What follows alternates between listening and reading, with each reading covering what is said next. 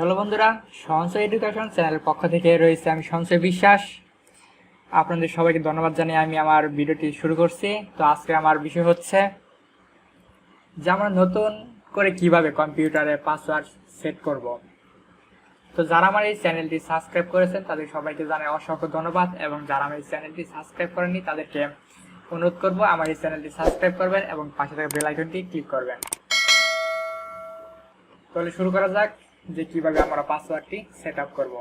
তো শুরুতে আমরা এখানে যে স্টার বাটন রয়েছে আমরা সেখানে যাব, সেখানে ক্লিক করব। ক্লিক করার পর আমরা দেখতে পাচ্ছি যে সেটিং নামে একটি অপশন আছে, এখানে ক্লিক করব। এরপরে দেখতে পাচ্ছেন যে এখানে একটি বক্স আসছে। তো আমরা যদি নিচে নামি তো দেখতে পাই যে অ্যাকাউন্টস নামে একটি অপশন আছে, এইখানে আমরা ক্লিক করব। অ্যাকাউন্টস নামে অপশনে ক্লিক করার পর দেখেন বাম পাশে চলে আসছে যে এখানে লেখা আছে সাইন ইন অপশন, এখানে আমরা ক্লিক করব।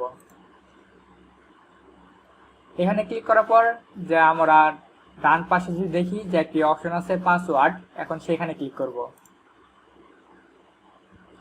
পাসওয়ার্ডে ক্লিক করার পর আসে আমাদের এখানে একটু নিচে আমরা দেখতে পাচ্ছি যে অ্যাড নামে একটি বাটন, তো এখানে এখন ক্লিক করব। এখানে অ্যাডে ক্লিক করব। অ্যাড বাটনে যদি আমরা ক্লিক করি তাহলে এখানে তিনটি বক্স আসছে।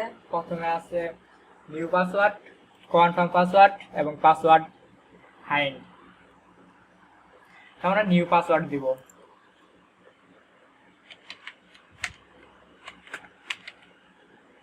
এরপর যে পাসওয়ার্ডটি উপরে দিছি সেটি আবার নিচে দিব। এখানে মনে করেন যে কোনো একটা লিস্ট দিলাম, আমি দিলাম 567,